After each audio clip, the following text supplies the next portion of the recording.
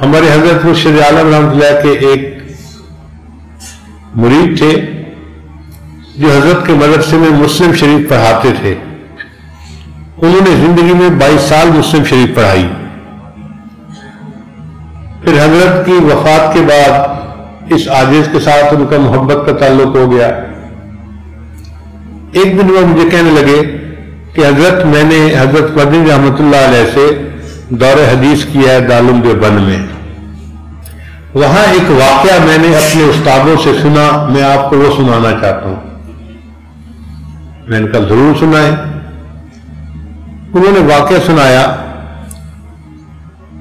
کہ جب سعودی عرب کے حضرات نے سعودی عرب پہ حکومت شروع کی تو ان کے ایک بڑے عالم تھے علامہ ابن وہاب, عبد الوہاب. وہ بہت سخت تھے توحید کے مسئلے میں. انہوں نے ان کو کہا کہ یہ جو ترکوں نے قبروں کے اوپر گنبد بنائے ہیں اور جو کبے بنائے ہیں یہ سب غلط ہیں, تم ان سب کو اکھاڑ دو. چنانچہ انہوں نے اس عالم کی بات پر جنت بقیع کے اندر جتنی قبور کے اوپر کچھ بنا ہوا تھا سب توڑ دی, بالکل صاف کر دیا. اب جب صاف کر کے فارغ ہوئے تو ان کے ذہن میں بات آئی کہ آپ گنبد خضرا کو بھی توڑنا چاہیے. اب ان کے علماء دلیل یہ دیتے تھے کہ نبی علیہ السلام نے حدیث پاک میں فرمایا ہے جس سے ثابت ہوتا ہے کہ بنا علی القبور کی اجازت نہیں ہے, یعنی قبر کے اوپر کوئی عمارت بنانا, کوئی چھت بنانا, کوئی اس کی اجازت نہیں ہے. تو انہوں نے اپنے بادشاہ کو بھی یہی کہا کہ یہ حدیث پاک سے تو ثابت ہوتا ہے کہ اس کی اجازت نہیں, آپ اجازت دیں تو ہم گنبد خضرا کو بھی ہٹا دیتے ہیں.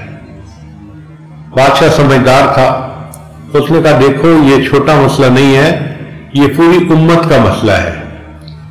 تم پہلے جاؤ اور پاکستان, ہندوستان, بنگلہ دیش کے علماء سے بات چیت کرو, اگر وہ بھی تمہارے ہم نوا ہیں تو ہم اس کو ہٹا دیں گے, اور اگر کوئی علمی اختلاف ہے تو پھر ہم اس کو آپ ہی لگا سکتے ہیں. چنانچہ کوئی 6-7 حضرات کا ایک وفد دارالعلوم دیوبند آیا.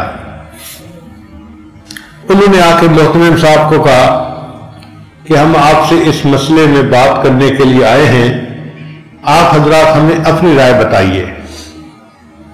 محتمم صاحب نے کہا کہ مجھے 3 دن کا وقت دے دیجئے.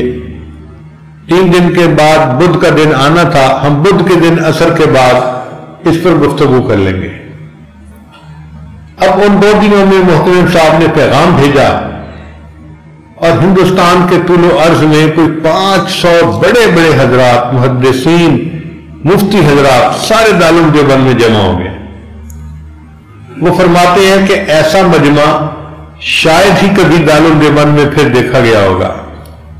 اتنے بڑے بڑے جبال العلم جو تھے وہ آ گئے اور اس مسئلے میں انہوں نے بات کرنی تھی, لیکن جب ان کے سامنے مسئلہ بتایا جاتا تو سب سہم جاتے تھے, اس لیے کہ ایک طرف ادب کا معاملہ تھا اور دوسری طرف حدیث پاک کا مسئلہ تھا. اگر کہتے کہ حدیث پاک ٹھیک ہے اس کا مطلب گنبد خضرا کو گرا دو, اور گنبد خضرا کن کا ہے؟ نبی علیہ السلام کا ہے. وہاں اگر بال برابر بھی بے ادبی ہو جاتی تو ایمان سلب ہو جاتا, نہ جائے ماندن نہ پائے رفتن. وہ کہتے ہیں کہ ہم نے دیکھا کہ جب آخری رات تھی تو بہت سارے علماء آپس میں تکرار کر رہے تھے, اس مسئلے کے اوپر گفتگو کر رہے تھے, کچھ حضرات کتابوں کا مطالعہ کر رہے تھے. عجیب رجوع اللہ کی رات تھی. جب بدھ کے دن عصر کی نماز کا وقت ہوا تو نماز کے بعد جو عرب علماء کا امیر تھا وہ کھڑا ہوا اور اس نے تھوڑی دیر گفتگو کی کہ بھئی حدیث میں یہ ثابت ہوتا ہے کہ بنا علی القبور کی اجازت نہیں ہے, تو ہم نے جنت بقیع میں تو قبروں کے اوپر جتنے جبے کبے بنے تھے سب ہٹا دیے. اب گنبد خضرا کا مسئلہ ہے تو ہم پوچھنے آئے ہیں کہ اس حدیث کے بارے میں آپ لوگ کیا کہتے ہیں؟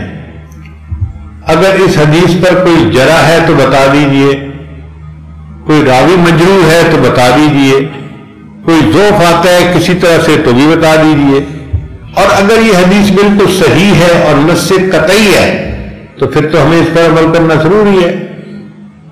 اب یہ بات کر کے تو امیر صاحب بیٹھ گئے، جواب دینے کے لیے کوئی کھڑا نہیں ہو رہا تھا۔ کہیں کہیں سے سسکیوں کی آواز آ رہی تھی،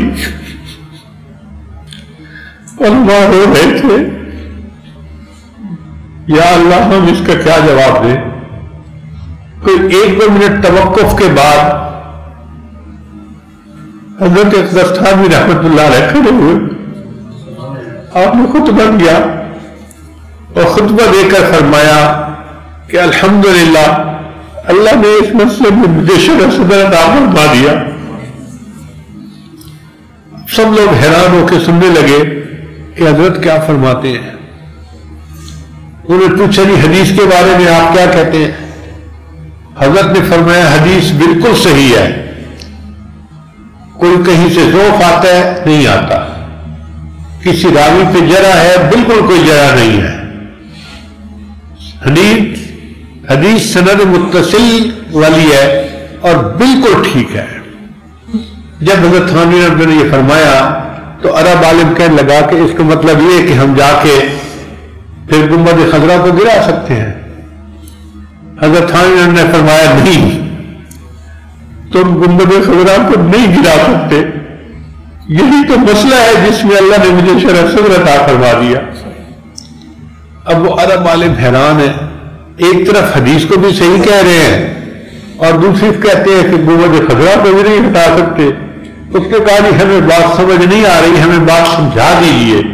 جب اس نے بار بار پوچھا تو حضرت تھانوی نے فرمایا کہ حدیث پاک بالکل ٹھیک ہے، بنا علی القبور کی اجازت نہیں ہے، مگر گنبد خضرا کا معاملہ جدا ہے، یہ حجرہ عائشہ پہلے تھا، قبر بعد میں بنائی گئی، لہذا اس کو بنا علی القبور نہیں کہہ سکتے، کوئی بندہ اس گنبد خضرا کو نہیں ہٹا سکتا۔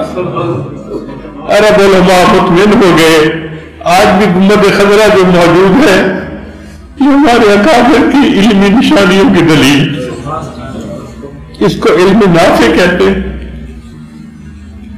اللہ ہمیں بھی ایسا علم نافع عطا فرما دے اور ہمارے سینے کو نور سے بھر دے، اور اللہ تعالی ہمیں عمل کی توفیق عطا فرمائے اور ہم معصیت سے خالی زندگی گزارنے والے بن جائیں۔